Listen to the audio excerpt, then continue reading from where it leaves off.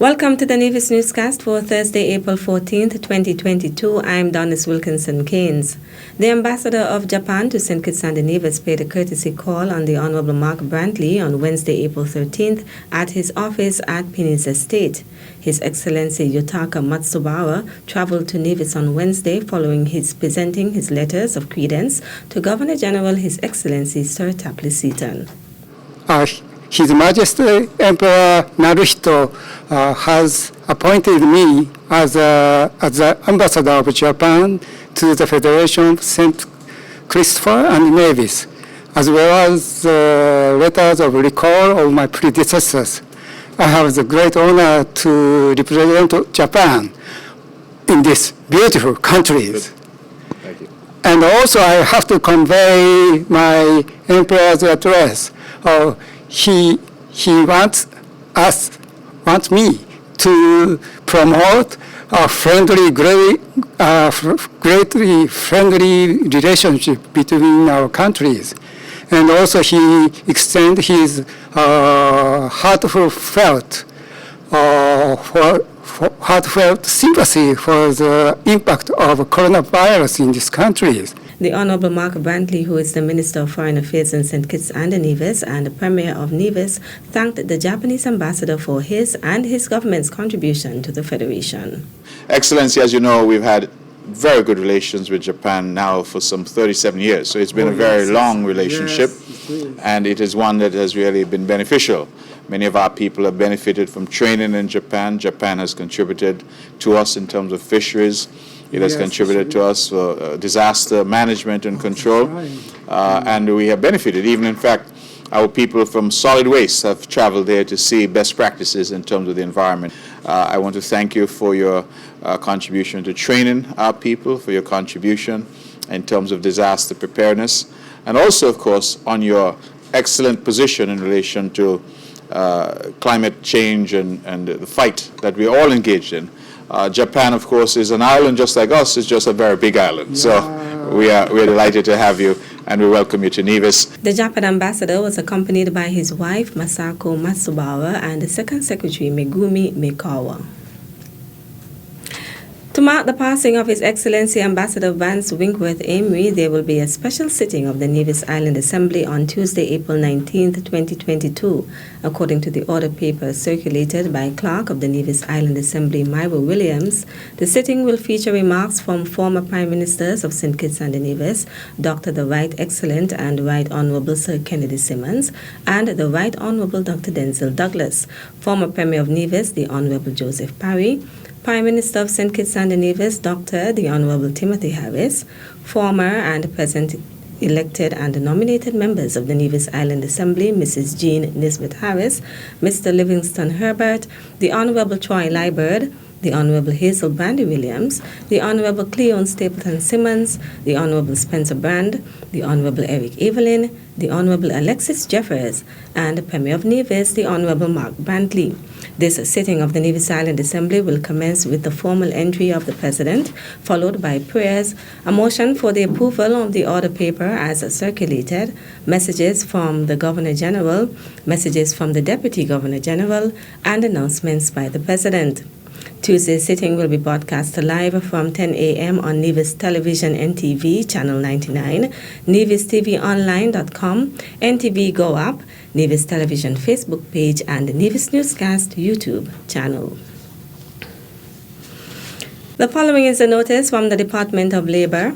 The Department of Labor is advertising a number of positions that are available to be filled: lumberyard supervisor, truck driver, paint mixer, assistant design decorator, floor assistant for scrap metal recycling, upholstery assistant, and nail technician. Interested persons are asked to visit the Department of Labor on Main Street, Charlestown. For further information, contact the Department of Labor at 469-5521, extension 2047 or 2048, or send an email to labordept@nia.gov.com. Functioning as an employment agency, the Department of Labor provides for the placement of potential applicants. It also aims to assist employers in finding persons to fill positions that are vacant.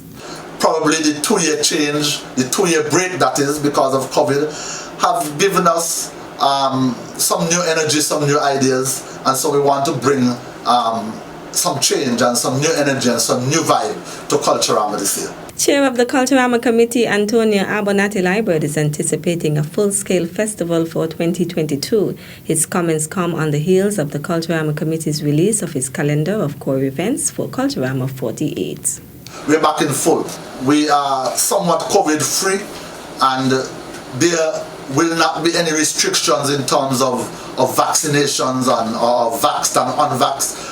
All persons, whether you're vaxxed or you're unvaxxed, are welcome to participate in and to enjoy the festival this year. Despite the lifting of COVID-19 restrictions, members of the public are still advised to practice health protocols while attending the events. We would, however, be enforcing the sanitization because we can never be over careful, and so we want persons to observe the COVID-19 protocols, wear your mask if necessary. We will not be enforcing it, but it is for your own good, for your own protection, and where possible, maintain 6 feet social distance. However, for the Juve and the parade, we are not expecting it to social distance, but wherever possible, maintain your 6 feet, wear your mask, sanitize. If you have to cough into your elbows, into your elbow, that sort of thing, because you never know what might happen. But as long as we remain COVID-free up until the start of Culturama, we are going to have a normal Culturama this year. The Culturama Committee Chair also urges members of the public who are interested in participating in the various shows to submit their applications before the deadlines.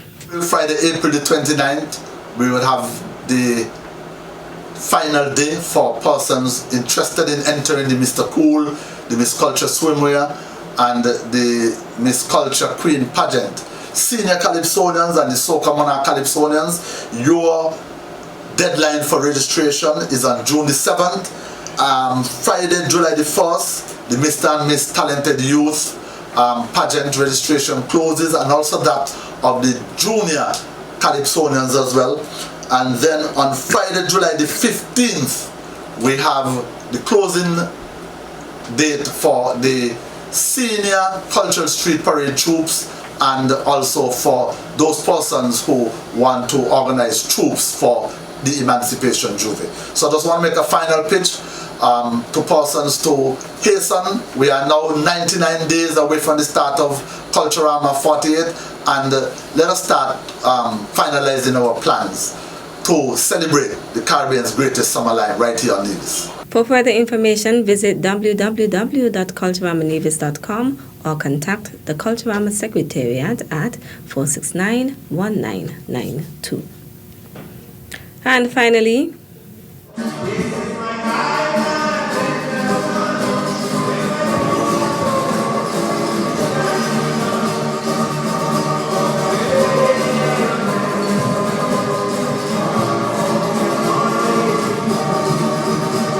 keep your ears tuned for more music from the Lightning String Band out of the St. James's community, a new cultural musical group. The Lightning String Band entertained the audience who attended its recent launch with the support of the Department of Community Development. Director Janet Maloney chaired the ceremony. I am happy that the Department of Community Development is finally giving birth to an idea that was conceived 2 years ago. It has been said that music adds vibrancy to communities, engages the brain, and strengthens the sense of belonging and connection with others. Therefore, it is quite fitting to promote the string band, our very own musical art form. String band in Nevis has also brought out the creativity, discipline, and leadership of many divisions. Among those expressing their support of the initiative was Keith Glasgow, Permanent Secretary in the Ministry of Social Development, who applauded the Brick Hill community, which he says has nurtured folklore culture over the years. There is no string band nowhere in the Caribbean like Nevision String Band. And so, that is why, I especially endorse this effort here this evening to keep the culture of the string band alive. I wish to say here tonight that this is a step in the right direction, and I want our young people to come on board in terms of promoting the traditional string band culture, because it is very important. It benefited us over the years and it continues to benefit us, and I think that we can do a lot more.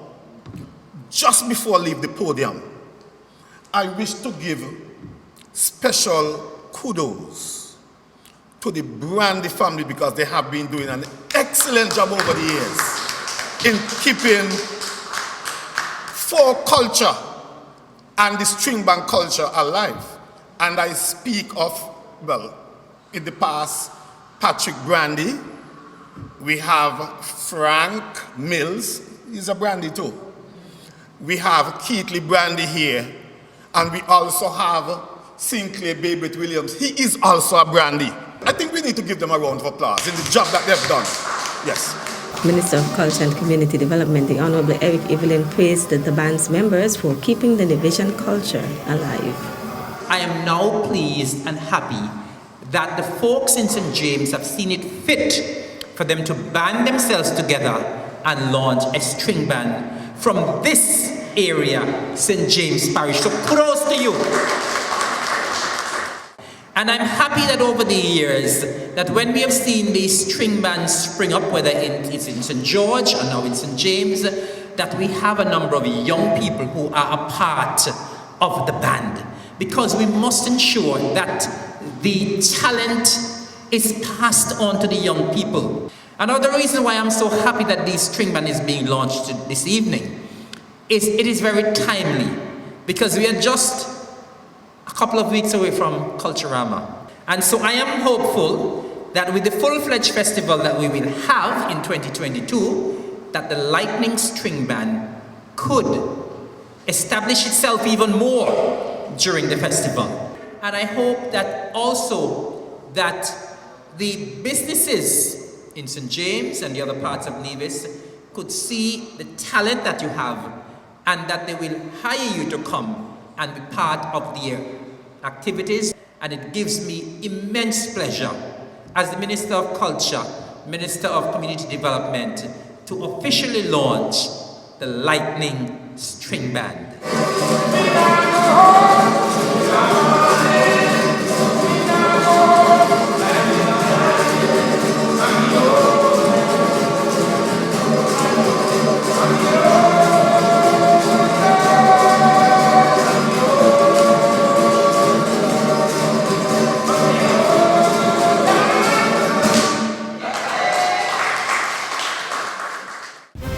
That's it for this edition of the Nevis Newscast. I'm Donis Wilkinson Keynes on behalf of all of us here at the Department of Information. Thank you for viewing.